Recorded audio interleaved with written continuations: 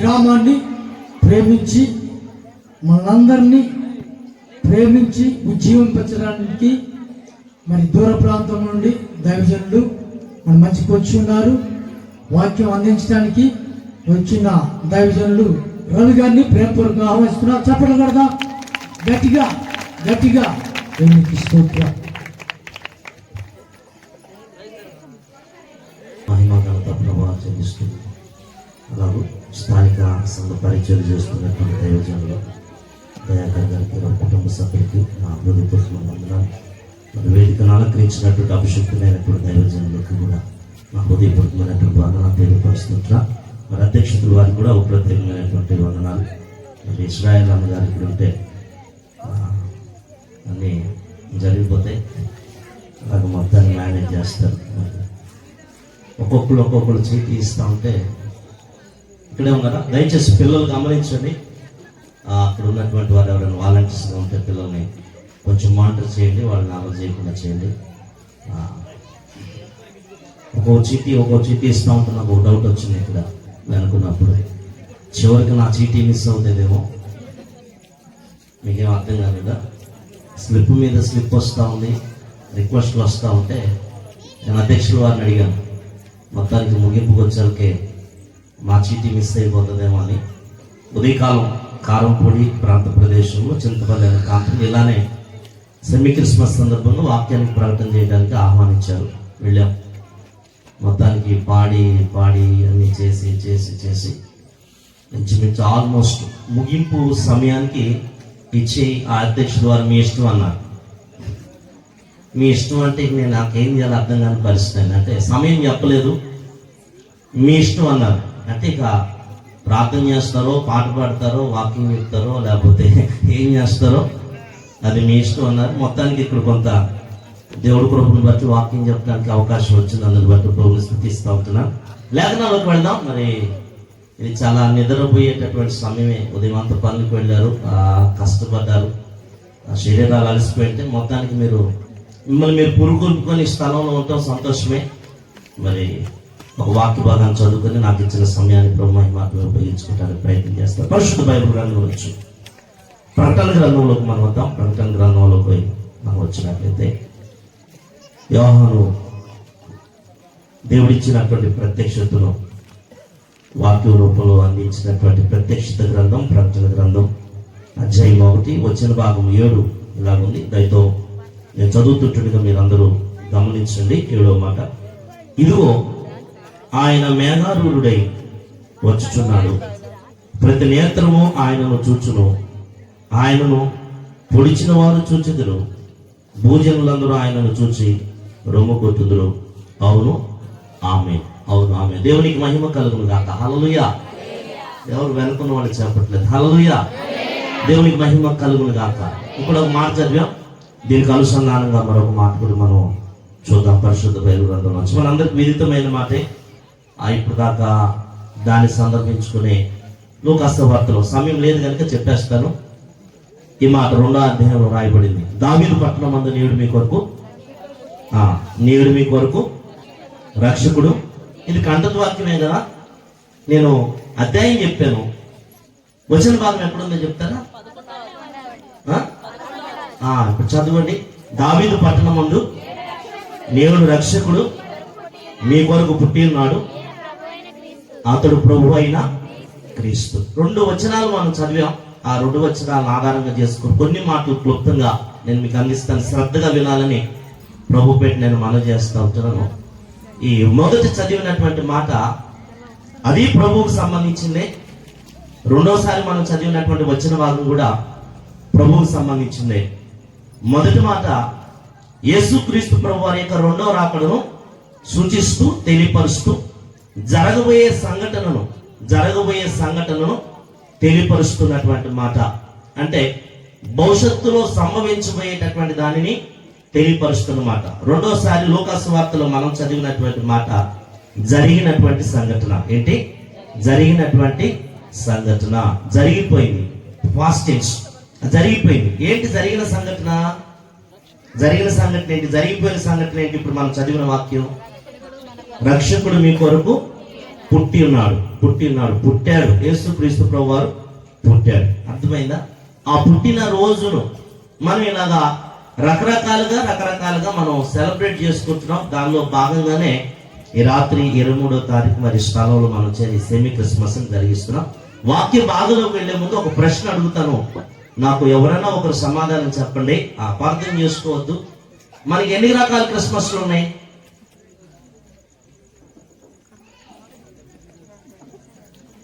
ఎన్ని రకాల క్రిస్మస్లు ఉన్నాయి? ఎన్ని క్రిస్మస్లు ఉన్నాయి? పోనీ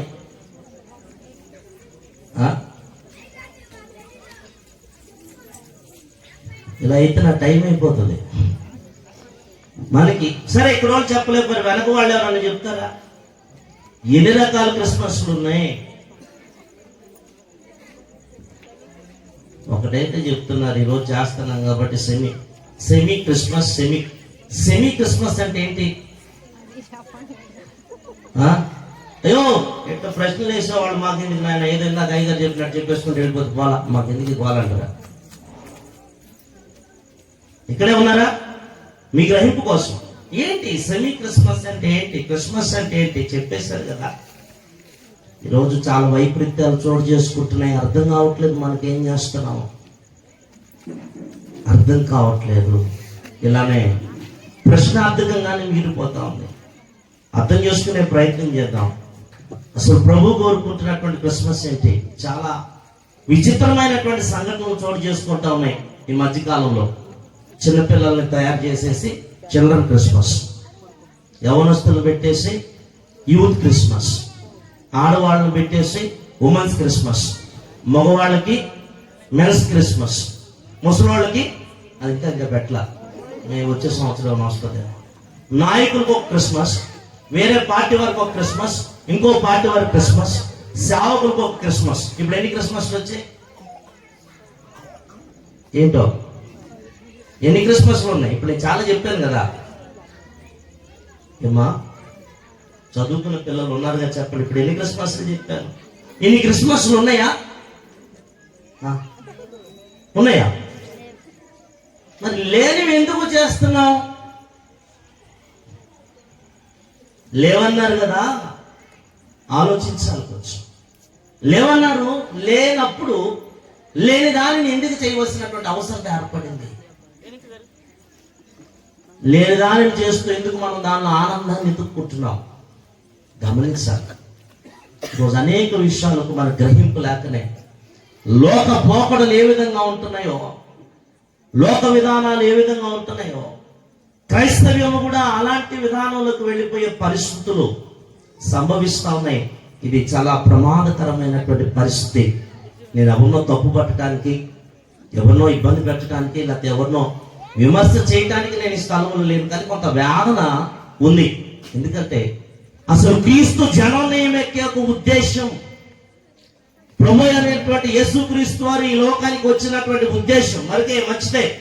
చిన్నపిల్లలు క్రిస్మస్ చేసాం, యవనస్తులు క్రిస్మస్ చేసాం, స్త్రీలు క్రిస్మస్, పురుషులు క్రిస్మస్, అందరినీ కలిపి క్రిస్మస్ చేసాం. మరి ఈ క్రిస్మస్ యొక్క ఉద్దేశం, ఈ క్రిస్మస్ యొక్క సారాంశం ఏంటి?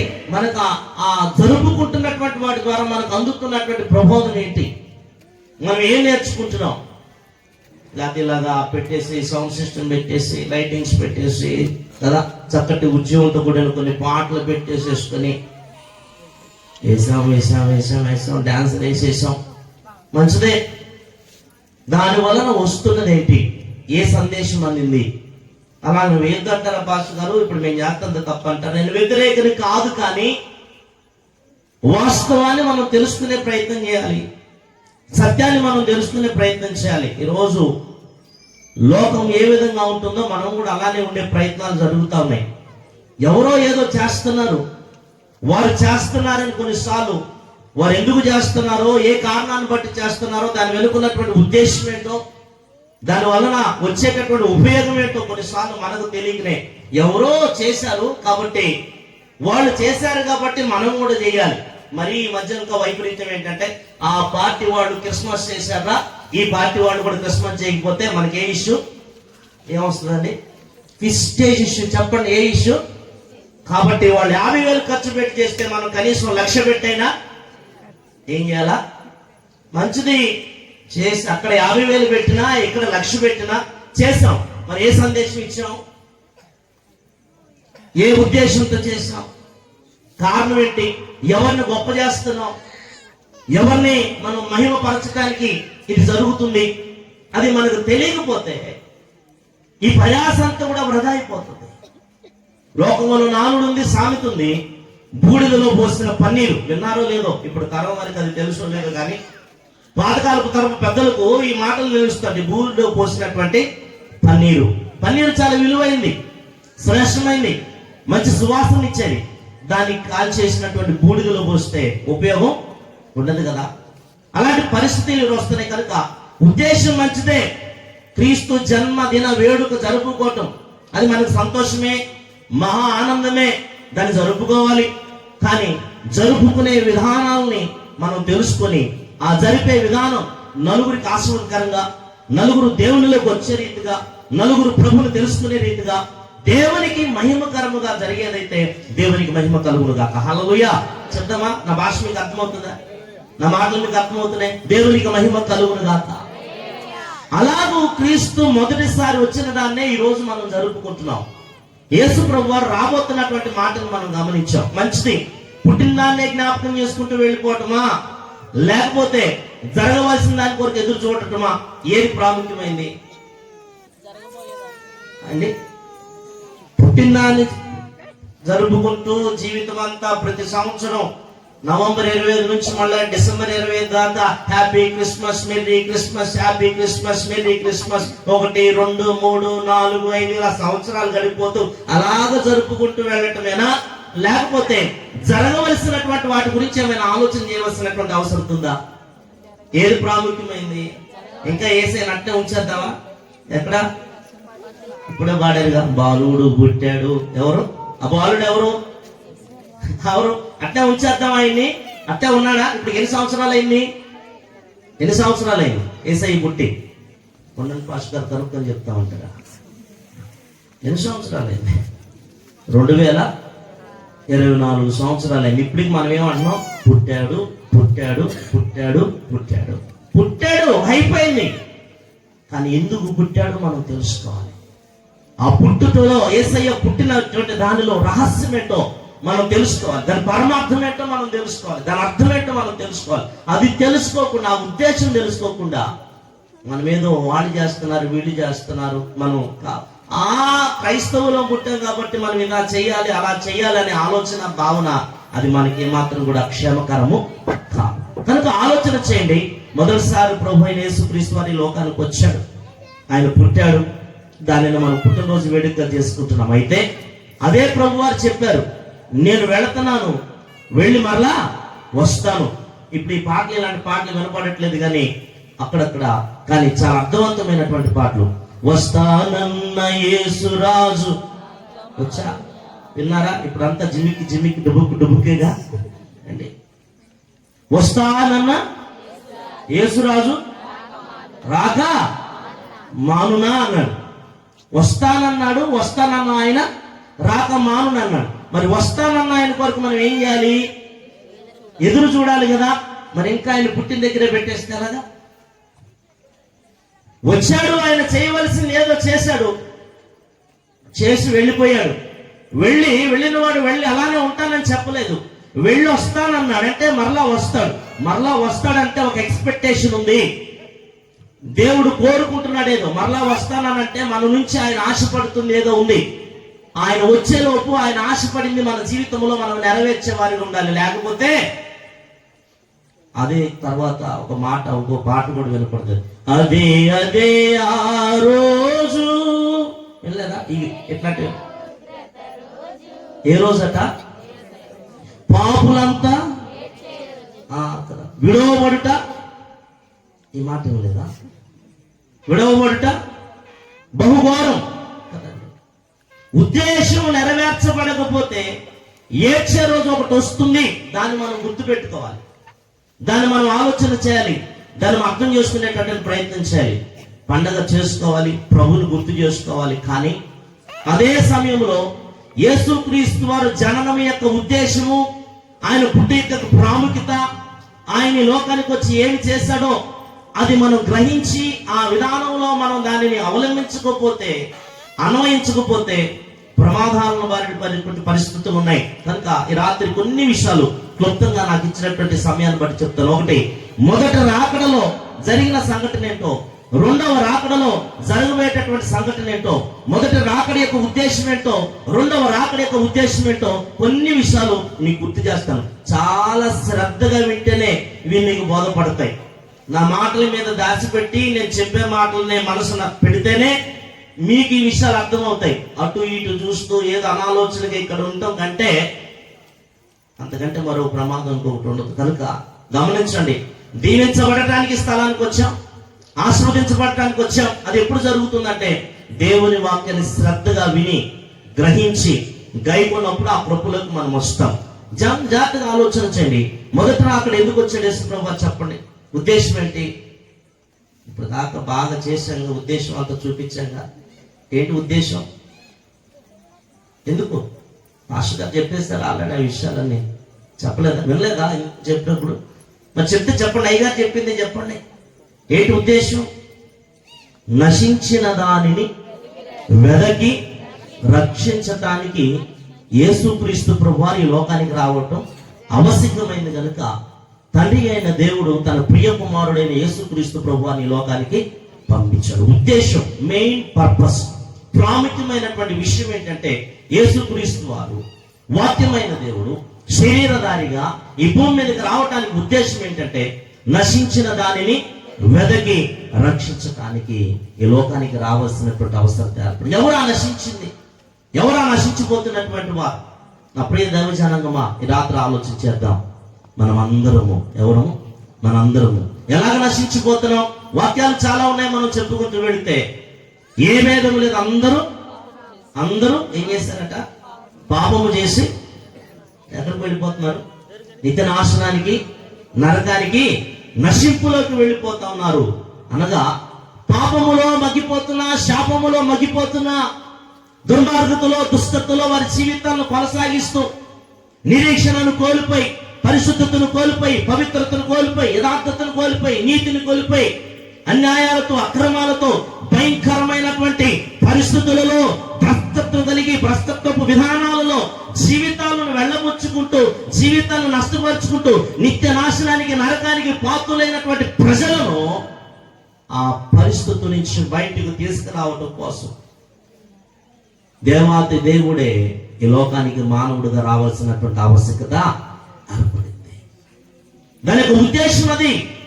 దేవుడు కోరుకుంటున్నది అంటే ఈ సంబరం నీ జీవితంలో ఆనందంగా, సంతోషంగా జరగాలనంటే ప్రియదైవ జనాంగమా, దేవుని యొక్క ఉద్దేశం నీలో నెరవేర్చబడాలి. ఇక్కడికి వచ్చి ఎన్ని పాటలు పాడినా, ఎన్ని నృత్యాలు చేసినా, ఎన్ని నాటికలు వేసినా అది డ్రామాగానే అయిపోతుంది. తెలుగులో ఏమన్నా చెప్తారా? నాటికల వేషాలు అలా ఉంటాయి. మన జీవితాలు కూడా ఎలాంటి మార్పులు లేకుండా అలాంటి వేషాలాగానే మన జీవితాలు మిగిలిపోతాయి. వేషం ఎప్పుడైనా బయటపడుతుంది. అవునండి, వేసుకున్న రంగు అంతే ఉంటుందా? ఏమవుతుంది? పోతుంది కదా. ఒరిజినల్ బయటపడుతుంది కదా, వాస్తవికత బయటపడుతుంది కదా. గమనించండి, ఆలోచన చేసి అర్థం చేసుకునేటువంటి ప్రయత్నం చేద్దాం. కనుక దేవుని ఉద్దేశం ఏంటంటే మనం అందరము రక్షించబడాలి, ప్రభుని తెలుసుకోవాలి. ప్రభుని తెలుసుకొని, ప్రభుని గుర్తెరిగి, ప్రభుని అర్థం చేసుకొని, ప్రభు మనసేంటో మన పట్ల, ప్రభు ఎలాంటి ప్రణాళిక కలిగి ఉన్నాడో, ఎలాంటి ఉద్దేశాలు కలిగి ఉన్నాడో దానిని మనం తెలుసుకొని ఆయన చిత్తాన్ని మన జీవితంలో మనం నెరవేర్చినప్పుడే నిజమైనటువంటి క్రిస్మస్ ఆనందం మన జీవితాలు ఉంటుంది. మనల్ని బట్టి దేవుడు కూడా సంతోషపడతాడు. అలాంటి రక్షణ అనుభవం లేకుండా, అలాంటి మారు మనసు అనుభవం లేకుండా, ఆ క్రీస్తు ప్రభువాన్ని మన జీవితంలో దేవుడుగా, రక్షకుడిగా లేకుండా మనం ఎన్ని చేసినా అది వ్యర్థమని దేవుని వాక్యం మనం గుర్తిస్తాం. దేవుని వాక్యం మనకు తెలియపరుస్తాం. ఈ రాత్రి మాటలు వింటున్న నా ప్రియ సహోదరి సహోదరుడా, ఈ ప్రాంగణంలో, ఈ యొక్క స్థలంలో ఉంటున్నటువంటి సహోదరి సహోదరుడా, దైవ జనాంగమా, మరి యేసుక్రీస్తు వారిని నీ జీవితంలో దేవుడిగా, రక్షకుడిగా కలిగి, పాప క్షమాపణ కలిగి, రక్షణ అనుభవంలో ఉండి ఈ రోజు ఈ ఆరాధనలోకి వచ్చావా? ఈ క్రిస్మస్ లోకి వచ్చావా? ఈ క్రిస్మస్ ఆరాధనలోకి వచ్చావా? లేక ఇంకనే అలాగనే పాత జీవితం, రోత జీవితం, పాప జీవితం ఆ యొక్క విధానంలోనే ఉంటూ ఈ క్రిస్మస్ ఆరాధనలో ఉంటూ వచ్చినట్టుగా వెళ్ళిపోయేటటువంటి పరిస్థితులు ఉన్నాయా? గమనించండి. ఒకవేళ అలాగైతే ఇది నీకు ఉపయోగకరం కాదు. నీకు ఎప్పుడు ఇది ఉపయోగకరం అని అంటే, ఇదిగో ఆ లోక రక్షకుడు నీ జీవితంలో, నీ హృదయంలో పుట్టాలి, నీ మనసులో ఆయన పుట్టాలి, నీ జీవితంలో ఆయనకు స్థానం రావాలి, ఆయన నీ జీవితానికి దేవుడిగా మార్చబడాలి. అప్పుడే దీని యొక్క ఆనందాన్ని మనం అర్థం చేసుకుంటాం. మంచిది.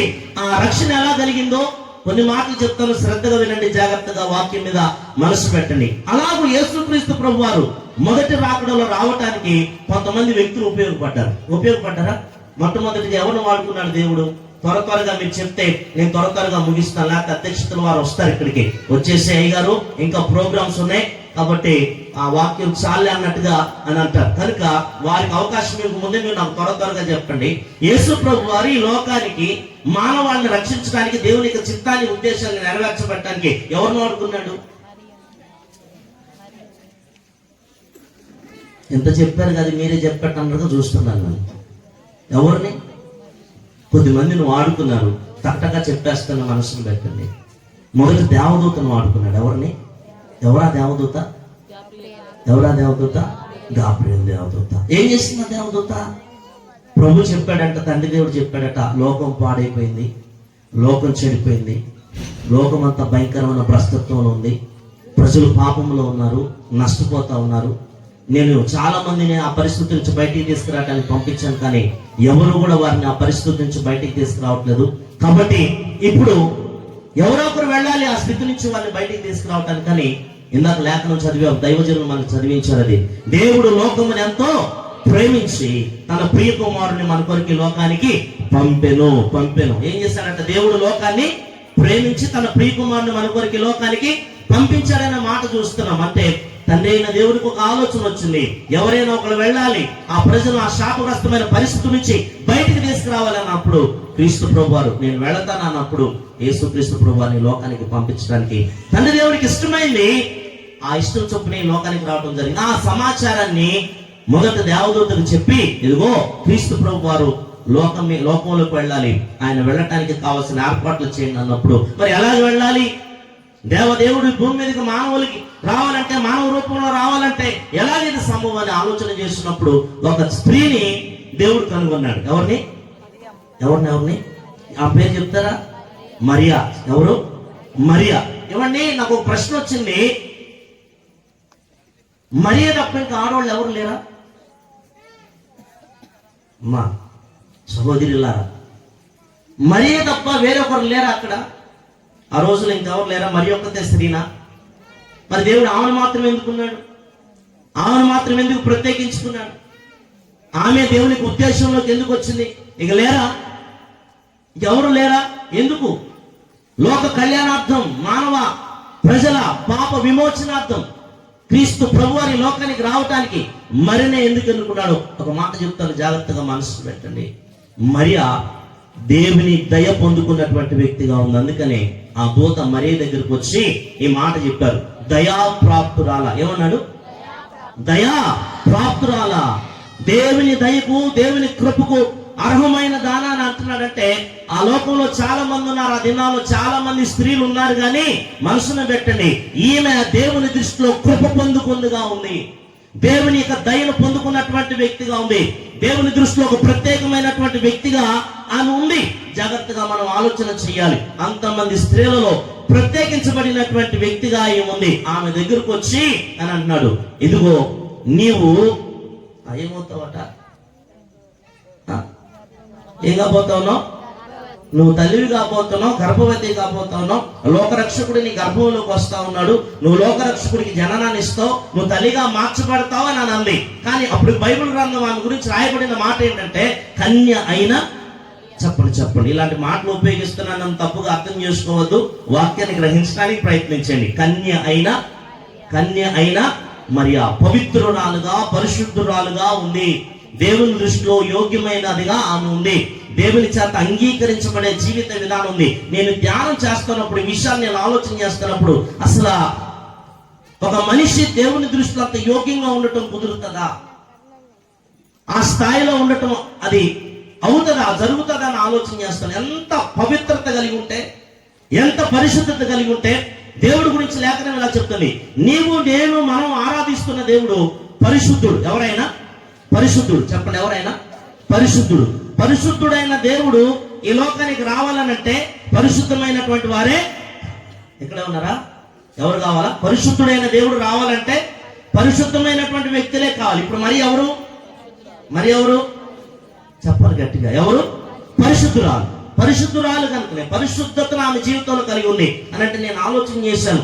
చాలా సార్లు బాహ్యంగా మనం బయటికి పరిశుద్ధత కలిగి ఉండడానికి ప్రయత్నం చేస్తాం, బయటికి పరిశుద్ధతగా అంటాం. కొన్నిసార్లు మన తలంపుల్లో, మన ఊహల్లో, మన ఆలోచనలో కొన్నిసార్లు మనం పరిశుద్ధంగా ఉండం, కొన్నిసార్లు మనం పవిత్రంగా ఉండం. బయటకు కనపడినంత పరిశుద్ధంగా, బయటకు కనపడినంత నీతిగా, బయటకు కనపడినంత యథార్థతగా, బయటకు కనపడుతున్నంత నమ్రత కొన్నిసార్లు అంతరంగంలో ఉండదు, హృదయంలో ఉండదు. నాకు అనిపించింది మరి ఆ ఊహల్లో కూడా కనీసము పాపము చేసే ఆలోచన లేనిదిగా ఉందని నాకు అనిపించింది.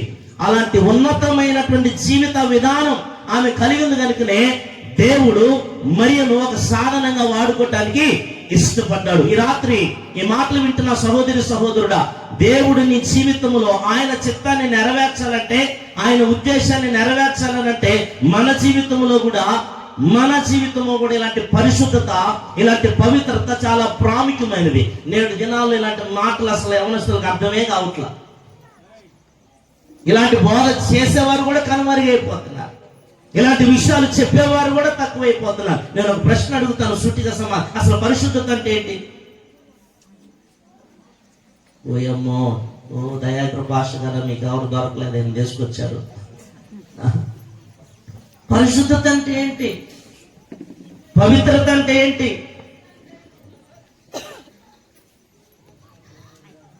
చెప్పండి. అలా తెలియకపోతే ఎలా ఉంటున్నాం? రోజు ప్రపంచాన్ని చూస్తే, పరిస్థితులను మనం గమనిస్తే చాలా పాప ప్రవృత్తి విస్తరించిపోతోంది. ఈరోజు పవిత్రతకి, పరిశుద్ధతకి ఎవరు తావివ్వట్లేదు, అవకాశం ఇవ్వట్లేదు. చాలా బాధాకరమైనటువంటి పరిస్థితులు ఎదురవుతా ఉన్నాయి. అర్థం చేసుకుని మర్చిపోక ఉదాహరణ చెప్తాను. ఎలాంటి పరిస్థితులకి రోజు దిగజారిపోతున్నారంటే యవనస్తులు. కొంతమందికి ఆశ ఉంటుంది, దేవా మరియమ్మలాగా నన్ను కూడా నీ పనిలో వాడుకో, నీ పరిచయంలో వాడుకో, నీ సేవలో వాడుకో, నేను కూడా అలాగా దైవబొందిన స్థితిలోకి రావాలి, దీవించబడిన స్థితిలోకి రావాలి, నేను కూడా అలాంటి స్థితిలో ఉండటానికి ఇష్టపడుతున్నాను, నేను కూడా ఆశీర్వదించబడాలనుకుంటున్నాను, నన్ను కూడా వాడుకో అని కొంతమందికి ఆలోచన ఉంటుంది. కానీ జాగ్రత్తగా మనసును పెట్టండి, ఉద్దేశం మంచిదే కానీ జీవిత విధానం సరిగా ఉండట్లేదు. మన జీవితంలో దేవుడు వాడుకోవాలంటే ఎలాంటి మన గుణ లక్షణాలు కలిగి ఉండాలో, ఎలాంటి ప్రవర్తన కలిగి ఉండాలో, ఎలాంటి జీవిత విధానం కలిగి ఉండాలో అది మనకు తెలియట్లేదు. ప్రార్థన అయితే చేస్తున్నాం, ప్రభువా నేను అలా ఉండాలనుకుంటాను, ఎలా ఉండాలనుకుంటాం, కానీ జీవిత విధానం, జీవించే విధానానికి వచ్చే సమయానికి మన జీవితాలు అలా ఉండట్లేదు. చాలా మంది ఈ రోజు పరిశుద్ధతను పోగొట్టుకుంటున్నారు, పవిత్రతను పోగొట్టుకుంటున్నారు. అపార్థం చేసుకోవద్దు, ఒక మాట చెప్తాను. నాకు ఒక ఎదురైనటువంటి సంఘటన చెప్తాను. ఒక వివాహంలో నేను వెళ్ళాను, ఒక వివాహానికి నన్ను పిలిచారు. వివాహాన్ని పిలిస్తే ఆ వివాహ వ్యవస్థకు నేను వెళ్ళి గమనిస్తా ఉన్నా. పెళ్లి కూతుర్ని తీసుకొచ్చారు. ఎవరిని చెప్పండి? మీకు అర్థమైంది? ఎవరిని తీసుకొచ్చారు? పెళ్లి కూతుర్ని తీసుకొచ్చారు. పెళ్లి కూతుర్ని తీసుకొస్తా ఉంటే మనకు కొన్ని సాంప్రదాయాలు ఉండగా, మనం లోకంలో పాటించినట్టే క్రైస్తవం చెప్పుకుంటాం, మనం అవన్నీ పాటిస్తూ ఉంటాం. ఏదో కడతారుగా, ఏదో చెప్పండి వాటిని. బాబోయ్ త్వరగా చెప్పండి అమ్మా. ఏంటయ్యి? వస్తా ఏం చేసుకొస్తుంది? కాసిన పోసుకొని ఇక్కడ కట్టుకొని వస్తుంది. ఇప్పుడు కట్టుకొని వస్తున్నారా కదా? ఖచ్చితంగా ప్రార్థనే, దేవుడే, ఆరాధనే, పాస్టర్ గారు చెప్పే. కానీ అలాంటి టైం వచ్చినప్పుడు వడిగట్టు బియ్యం కట్టాల్సిందే, తప్పదు. అవసరమైతే ఆ సమయాన్ని పాస్టర్ గారు కూడా పక్కన పెట్టేస్తాం. ఏం చేస్తాం? పరిస్థితులు అలా. ఈరోజు సమాజానికి భయపడాల్సిన పరిస్థితులు సేవకులకు ఏర్పడదు, భయపెట్టాల్సిన సేవకులు భయపడుతున్నారు. దేవుని భయం తీసుకురావాల్సిన వాళ్ళు భయపడవలసిన పరిస్థితులు వస్తున్నాయి. గమనించి అర్థం చేసుకునే ప్రయత్నం చేద్దాం. మొత్తానికి ఆ పాప కట్టుకొని వచ్చింది. ఎన్ని కడతారో నాకు తెలీదు. ఎన్ని కడతారు? కేజీయో 1/2 కేజీయో మొత్తానికి మళ్ళా తీసుకెళ్ళి అక్కడ ఏదో వండాలట కదా, దానికోసం పట్టుకొచ్చి కట్టేస్తే ఎక్కింత కేజీ తీసుకొచ్చి నేను అలా చూస్తుంటే ఆ కట్టే పరిమాణం కన్నా ఎక్కువ కనపడుతున్నాయి నాకు. మీకు అర్థమైందా? పరిమాణం ఎలా ఉంది? ఎక్కువగా కనపడుతుంది. తీక్షణంగా ఆలోచన చేస్తున్నా, సంథింగ్ ఈజ్ రాంగ్, ఏదో జరిగింది, ఏదో ఉండాల్సినటువంటి మోతాదు కంటే ఎక్కువగా ఉన్నాయి. ఇక ఆరాధించడం మొదలుపెట్టి గమనిస్తూ ఉంటే అర్థమైంది. ఈ లోపు ఆ లోపు నాకు సమాచారం రానే వచ్చింది. పెళ్లి ప్రమాణం నాటికి అమ్మాయికి 6వ నెల. ఏంటి? ఇప్పుడు ఒడిగట్టు బియ్యంతో ఏం చేశారు? అబ్బా ఏం చెప్పే చెల్లి, స్టేజ్ మీదకి ప్రమాణం చేసే నాటికి అమ్మాయికి ఎన్నో నెల? మరి దేవుని వాక్యం ఏం చెప్పింది? వివాహము అన్ని విషయములలో ఘనమైనది. అదే సరిపోతుంది, మనకి మిగిలింది అవసరంలే. దాని తర్వాత ఒక దివ్యమైనటువంటి మాట ఉంది, పాల్పు నిష్కలంకమైనదిగా ఉండాలి అని రాయబడింది. అది పవిత్రమైనదిగా ఉండాలి, అది పరిశుద్ధమైనదిగా ఉండాలి అని దేవుని వాక్యం సెలవిస్తాం. అంటే మన వ్యక్తిగత జీవితంలో స్త్రీ అయినా పురుషుడైనా పరిశుద్ధత విషయంలో చాలా జాగ్రత్త కలిగి ఉండాలి, పవిత్రత విషయంలో చాలా జాగ్రత్త కలిగి ఉండాలి. పవిత్రత లేకుండా ఎవరు దేవుడిని చూడలేం, పవిత్రత లేకుండా ఎవరిని దేవుడి దగ్గరికి మనం చేరలేం, పవిత్రత లేకుండా పరలోక రాజ్య ప్రవేశం జరగదు. కానీ ఈ రోజు అలాంటి పవిత్రతను పరిశుద్ధతను స్వల్పమైన తుచ్చమైనటువంటి లోక సంబంధమైన ఆకర్షణలకి యవనస్తులు ఏం చేసేస్తున్నారు? గాలిలో కలిపేస్తారు, విడిచిపెట్టేస్తా ఉన్నారు. ఆ పదాలే ఈ రోజు యవన బిడ్డలకి అర్థం కానటువంటి పరిస్థితుల్లో ఉంటున్నాయి. క్యారెక్టర్ అనేది, పరిశుద్ధత అనేది చాలా తేలిక పదం అయిపోయింది. ఎవరో దాని గురించి ఆలోచన చేయట్లేదు. అలాంటి స్థితిలో ఉంటే ఎప్పుడు దేవుడు మనం వాడుకోడు, ఎప్పుడు మనం దీవించబడు. ప్రేమపూర్వకమైన హెచ్చరిక చేస్తున్నాను. కానీ మరియా తన పరిశుద్ధతను కాపాడుకుంది, మరియా తన పవిత్రతను కాపాడుకుంది, మరియా తన కన్యత్వాన్ని కాపాడుకుంది. నా ప్రియ దైవ జనాంగమా, ఆమె మరణించేంత వరకు ఊహల్లోనైనా ఎక్కడా కూడా దేవునికి ఆయాసకరమైన ఆలోచనలు ఉద్దేశాలు ఆమె జీవితంలో లేవు. అలాంటి పరిశుద్ధత కలిగినటువంటి జీవితం కలిగి ఉంది కనుకనే లోక రక్షకుడైన యేసుక్రీస్తు ప్రభువారు, దేవాతి దేవుడు, పరిశుద్ధుడైన దేవుడు ఆమె గర్భాన్ని ఎంచుకున్నాడు. దేవునికి మహిమ కలుగును గాక. హల్లెలూయా, హల్లెలూయా. నీ అలా దేవుని ప్రణాళిక నెరవేర్చవాలంటే మన జీవితంలో అలాంటి పరిశుద్ధత చాలా ప్రాముఖ్యమైంది. పరిశుద్ధత విషయంలో మనం చాలా జాగ్రత్తగా ఉండాలి. పరిశుద్ధత లేకుండా దేవుని కృపను, దేవుని దయను మనం పొందుకోలేము. ప్రియులారా, ఆలోచన చేయండి. అలాంటి పరిశుద్ధమైన, లోబడే, విధేయత కలిగిన జీవితం ఆమెలో దేవుడు చూశాడు కనుక అన్ని వేల మంది స్త్రీలు ఆ దినాల్లో ఉన్న దేవుడు ఎవరిని ఎంచుకున్నాడు? వినండి వినండి వినండి. ఎవరిని ఎంచుకున్నాడు? ఎవరిని ఏర్పాటు చేసుకున్నాడు? మరియ దేవుని చిత్తానికి సంపూర్ణంగా తను తాను అప్పగించుకుంది. రోమీయులకు రాసిన పత్రిక 12వ అధ్యాయం వచన భాగం 1లో చెప్తుంది, నా ప్రియ సహోదరులారని పౌలు భక్తుడు ఇలాగ మొదలు పెడుతూ ఒక మాట చెప్తాను, సమయం అయిపోయింది కనుక జాగ్రత్తగా వినండి. నాకు ఇంకా చాలా విషయంలో నేను చెప్పాల్సినవి. పిల్లలు ఆలోచన చేయండి, ఇప్పుడు చదివే ప్రయత్నం చేయొద్దు, కానీ అక్కడ రాయబడుతుంది, సజీవ యాగముగా మిమ్మల్ని మీరు దేవునికి ఏం చేయాలట? దేవునికి సమర్పించుకోవాలట, దేవునికి ఇవ్వాలట, దేవునికి ఆ జీవితాన్ని అప్పగించాలట. మరి అలా ఇచ్చింది కనుకనే ఈ రోజు మనం క్రిస్మస్ ను సెలబ్రేట్ చేసుకుంటున్నాం. మరియా తన జీవితాన్ని దేవునికి అప్పగించింది కనుకనే ఈ రోజు మనం ఇక్కడొచ్చి సంతోషంగా, ఆనందంగా హ్యాపీ క్రిస్మస్, మెర్రీ క్రిస్మస్ అంటున్నాం. మేరీ క్రిస్మస్ కాదు, మెర్రీ క్రిస్మస్ అయింది, మెర్రీ తర్వాత చెర్రీ క్రిస్మస్ అయిపోయింది. ఏ క్రిస్మస్ లో కొన్నిసార్లు ఏ కేకలేస్తున్నామో, ఏ అరుపులు వేస్తున్నామో కూడా అర్థం కాకుండా అరుపులు వేసేస్తున్నాం. ఎలా తయారైందంటే ఒక సావుకుడు చెప్తా వచ్చాడట, ఈ పాట ఇలాగన్నాడు, తప్పుగా అర్థం చేసుకోవద్దులే కానీ ఈ పాట పాడతాం. ఆ చుక్కాను చూసి వచ్చావంట. ఎవరిని చూసి వచ్చి ఈ పాట విన్నారా? వినలేదా? చుక్కను చూసి వచ్చాము, ఆ చుక్కను చూడ వచ్చామని పాట పాడుతుంటే ఒక కుర్రాడు కూడా ఆ ఇంటి దగ్గరికి పోయినప్పుడు పాడేవాడు, చుక్కాను చూడటానికి వచ్చాను అంటాడంట. చుక్క ఎక్కడ ఉంది? ఇంటి పైన ఉందా, ఇంట్లో ఉందా? అర్థం కాలేదా? ఎక్కడుంది? ఇట్లా తయారైపోయాయి ఈరోజు క్రిస్మస్, ఇట్లా తయారైపోయి ఈరోజు. నా ప్రియ దైవ జనాంగం, ఆలోచనలు చేయండి. మార్చుకుంటున్నారు, మలుచుకుంటున్నారు, ఎవరికి తగ్గట్టుగా వాళ్ళు మార్చేసుకుంటున్నారు. వైఖరి విధానాలు మారిపోతున్నాయి, ఉద్దేశాలు మారిపోతున్నాయి. దేవుని యొక్క ప్రణాళిక, దేవుని ఉద్దేశం నెరవేర్చబడట్లేదు. కానీ దాన్ని మనం ఆలోచన చేయాలా, అర్థం చేసుకునే ప్రయత్నం చేయాలి. ఆ రోజు మరి ఆ త్యాగం చేస్తుంది, మరి ఆ రోజు దేవునికి తన జీవితాన్ని సమర్పణ చేస్తుంది, తన జీవితాన్ని దేవునికి సజీవ యాగంగా అప్పగించింది. దేవుని చిత్తం ఆమె జీవితంలో నెరవేర్చబడటం కొరకు తనను తాను దేవునికి సంపూర్ణంగా సమర్పించుకుంది కనుకనే ఈ రోజు ఆమె త్యాగాన్ని మనం ఈ రోజు క్రిస్మస్ రూపంలో చేసుకుంటున్నాం. కానీ ఆమెలాగా పరిశుద్ధంగా, ఆమెలాగా పవిత్రంగా, ఆమెలాగా నీతిగా, ఆమెలాగా యథార్థంగా, ఆమెలాగా విధేయతగా ఉండి క్రిస్మస్ చేసుకోవట్లేదు. ఇప్పుడు అర్థమైందా క్రిస్మస్ అంటే? క్రిస్మస్ ఎలా చేసుకోవాలో అర్థమవుతుందా? మరియు పరిశుద్ధంగా, పవిత్రంగా, యథార్థంగా, నీతిగా, లోబడే విధానం కలిగి దేవుడికి తన జీవితాన్ని సమర్పించుకున్న కనుకనే క్రిస్మస్ వేడుక మనం చేసుకుంటున్నాం.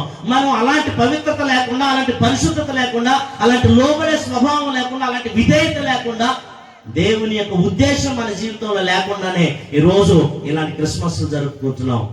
దానివల్ల మనకేమైనా ఉపయోగం ఉందా? దానివల్ల మనకేమైనా ప్రయోజనం ఉందా? దానివల్ల దేవుడు ఏమైనా సంతోషపడతాడా? దానివల్ల దేవుడు ఏమైనా ఆనందపడతాడా? ఎప్పుడు ఆనందపడతాడు దేవుడు? ఎప్పుడు సంతోషపడతాడు? ఒక పాపి భూమి మీద రక్షించబడితే పరలోకంలో ఏమవుతుందట? పరలోకంలో సంతోషం. ఈ దినాన, ఈ పర్వదినాన, ఈ సెలబ్రేషన్ లో నీవు రక్షించబడితే, అలాంటి పవిత్రమైన జీవితాన్ని జీవించడానికి నిన్ను నువ్వు తీర్మానం చేసుకుంటే, నిన్ను నీవు దేవునికి అప్పగించుకోవడానికి ఇష్టపడితే, నీ జీవితాన్ని సజీవ యాగముగా దేవునికి సమర్పించడానికి ఆ ప్రతిష్టలోకి నువ్వు వస్తే, అప్పుడు నిన్ను బట్టి దేవుడు ఏం చేస్తాడు? సంతోషపడతాడు. ఆ లోకరక్షకుడు ఆ దావీదు పురంలో పుట్టాడు. ఆయన ఈ రోజు నీ హృదయంలో పుట్టడానికి ఆయన ఇష్టపడతాడు. నీలో వసించడానికి ఆయన ఇష్టపడతాడు. నీలో నివసించడానికి ఆయన ఇష్టపడతాడు. నీతో కూడా ఆయన ఉండటానికి ఇష్టపడతాడు. ఆయనతో కలిగి మనం చేసుకుంటే, మనం చేసుకున్న ఆ సెలబ్రేషన్ కి దీవెన సమకూర్చబడుతుంది, ఆశీర్వదకరంగా పరిస్థితి మార్చబడుతుంది. కాబట్టి అలాంటి దానిని దేవుడు కోరుకుంటున్నాడు. పరిశుద్ధతను నిర్లక్ష్యం చేయొద్దు, పవిత్రతను నిర్లక్ష్యం చేయొద్దు. పరిశుద్ధత లేకుండా దేవునిని చేరలేము, దేవునిని చూడలేము, పరలోక ప్రవేశము ఇక్కడే ఉండరా? క్రిస్మస్ ముఖ్యమా, పరలోకం ముఖ్యమా? క్రిస్మస్ అన్నలేసినప్పుడల్లా భయం వేస్తుంది నాకు. క్రిస్మస్ ముఖ్యమా, పరలోకం ముఖ్యమా? చెప్పండి చెప్పండి చెప్పండి. మరి పరలోకం వెళ్ళాలంటే ఇది ఒక్కళ్ళే చెప్పారు, అందరూ చెప్పట్లేదే. అమ్మ వెనపడి కనపడిందా? ఏది ముఖ్యం? ఏది ముఖ్యం? పరలోకం ముఖ్యం. మరి పరలోకం వెళ్ళాలంటే ఆ పరిశుద్ధత ఎలాగొస్తుంది? ఆ పరిశుద్ధతను నీకు ఇవ్వటానికి, నాకు ఇవ్వటానికి ఆ శరీరధారికి వచ్చిన యేసుక్రీస్తు ప్రభువారు నీ కోసం, నా కోసం, మన కోసం, యావత్ మానవాళి కోసం తన ప్రాణాన్ని ఫలంగా పెట్టాడు. తన ప్రాణాన్ని మన కొరకు దారబోసాడు. తన రక్తం అంతటిని మన కొరకు దారబోసాడు. యేసు రక్తము ప్రతి పాపమును కడిగి మనల్ని ఏం చేస్తుంది? పరిశుద్ధపరుస్తుంది, పవిత్రపరుస్తుంది. క్రీస్తు రక్తము మన పాపములను కడిగి ఆయన మనల్ని ఏం చేస్తాడు? పరిశుద్ధపరుస్తాడు. నీలో ఆ పవిత్రత, పరిశుద్ధత రావాలంటే నీ పాపములను నిమిత్తం ప్రభు పాదాల దగ్గర క్షమాపణ అడగాలి, మారుమనసు చెందాలి, క్రీస్తు రక్తం చేత అడగబడిన అనుభవంలోకి రావాలి. ఆ పరిశుద్ధతను కలిగిన జీవితాన్ని ప్రభు ద్వారా పొందుకొని మన జీవితాన్ని కొనసాగించుకునేటటువంటి వారికి ఉండాలి. అలాగూ ఆ రక్షణ అనుభవంలోకి వస్తే, క్రీస్తు రక్తం చేత కడగబడిన అనుభవంలోకి వస్తేనే ఆ రోజు మనం చేసుకునేటువంటి క్రిస్మస్ మనకు నిజమైన క్రిస్మస్ గా ఉంటుంది. ఆ నిజమైన ఆనందాన్ని మన జీవితంలో చూడగలుగుతాం. ఇలాంటి అనుభవాలు లేకుండా మనం ఇక్కడ ఎన్ని చేసినా, నేను ఇది చేయొద్దని అంటలేదు. ఒకవేళ దయాకర్ పాస్టర్ గారు నన్ను తప్పుగా ఆలోచన చేస్తున్నాడేమో, మా స్టేజీ దొరికింది ఇట్లాంటివి చెప్పటానికని. నేను ఆ ఉద్దేశంతో చెప్పట్లేదు, అప్పుడు ఈ దైవ జనాంగమా సత్యాన్ని తెలుసుకుందాం, సర్వసత్యంలో నడిపించబడదాం. ఏది దేవుడు అంగీకరిస్తాడో దాని ప్రకారం నడుచుకుందాం. అలాగూ మరియలాగా మనం జీవించడానికి దేవుడు తన శ్రేష్టమైన జ్ఞానం మనకు దయచేయును గాక. అట్టి కృపలకు మనం వచ్చుదుము గాక. దేవునికి మహిమ కలుగును గాక. హల్లెలూయా. శతమ హల్లెలూయా, హల్లెలూయా. ఇది మొదటి రాకడ యొక్క సంభవం. 4-5 మాటలు ఉన్నాయి కానీ అన్ని నేను చెప్పలేను. ఇంకొక రెండవ రాకడకి సంబంధించిన విషయాన్ని నేను చెప్పేస్తాను. జాగ్రత్తగా మనసును పెట్టండి, ఆలోచన చేయండి. తర్వాత చాలా కార్యక్రమాలు ఉన్నాయట. అలాగే మరియా త్యాగం చేయబట్టే ఇప్పుడు మనం క్రిస్మస్ చేసుకుంటాం. నా ప్రియ దైవ జనాంగం, క్రిస్మస్ అంటే మనకు ఒక మాట చెప్తాను. క్రిస్మస్ అంటే ఒక మాట చెప్తాను. ఆ మరియ ఎవరికి ప్రదానం చేయబడింది? యేసేపుకి ప్రదానం చేయబడింది. యేసేపుకి ప్రదానం చేయబడింది. మరి ఈమె ప్రదానం చేయబడింది అంటే ఏంటి? ఎంగేజ్మెంట్. ఏం చేయబడింది? ఎంగేజ్మెంట్. ప్రదానం అంటే ఎంగేజ్మెంట్. ఎంగేజ్మెంట్ అంటే రేపో మాపో వివాహం జరగాలి. రేపో మాపో వివాహ వ్యవస్థలోకి వెళ్ళిపోతున్నారు కదా. ఇప్పుడు కూడా ఎంగేజ్మెంట్ జరుగుతున్నాయా? ఇప్పుడు ఎంగేజ్మెంట్కి అప్పుడు ఎంగేజ్మెంట్కి ఒక తేడా చెప్పేస్తాను నేను, జాగ్రత్తగా వినండి కదా. అప్పుడు ఎంగేజ్మెంట్ చాలా చక్కగా ఉంది, చాలా భయం ఉన్నారు, చాలా జాగ్రత్తగా ఉన్నారు. కానీ ఇప్పుడు పెద్దోళ్ళ ఎంగేజ్మెంట్ పేరట, ప్రధానం పేరట పిల్లలకు స్వాతంత్రాన్ని కలుగు చేస్తున్నారు. నా భాష మీద అర్థమైందా? ఏం కలుగు చేస్తున్నారు? ఒక జంటను నేను అడిగాను, ఒక తల్లిదండ్రులను అడిగాను, అమ్మాయికి పెళ్లి నిశ్చయమైందిగా, మరి అమ్మాయి అన్ని ఏర్పాట్లు జాగ్రత్తలు జరుగుతున్నాయిగా. ఎందుకో ఒక రోజు నేను టౌన్కి వెళ్తే ఎంగేజ్ చేయమని అమ్మాయి బండి మీద కనపడ్డారు. ఎక్కడ కనపడ్డారు? నేను ఇంటికి వచ్చి వాళ్ళ తల్లిదండ్రులు అడిగాను, మనకి ఇలాంటి క్రమం లేదు కదమ్మా, ఎందుకు వాళ్ళిద్దరు కనపడారంటే, ఏముందన్నయ్య ఎంగేజ్మెంట్ అయిందిగా. ఏంటి? ఆమె నాకు సలహా చెప్తుంది. ఏముందన్నయ్య, ఏమైంది? ఎంగేజ్మెంట్ అయిందిగా. అంటే ఎంగేజ్మెంట్ అయితే, ప్రధానం అయితే బండి మీద తిరగొచ్చా?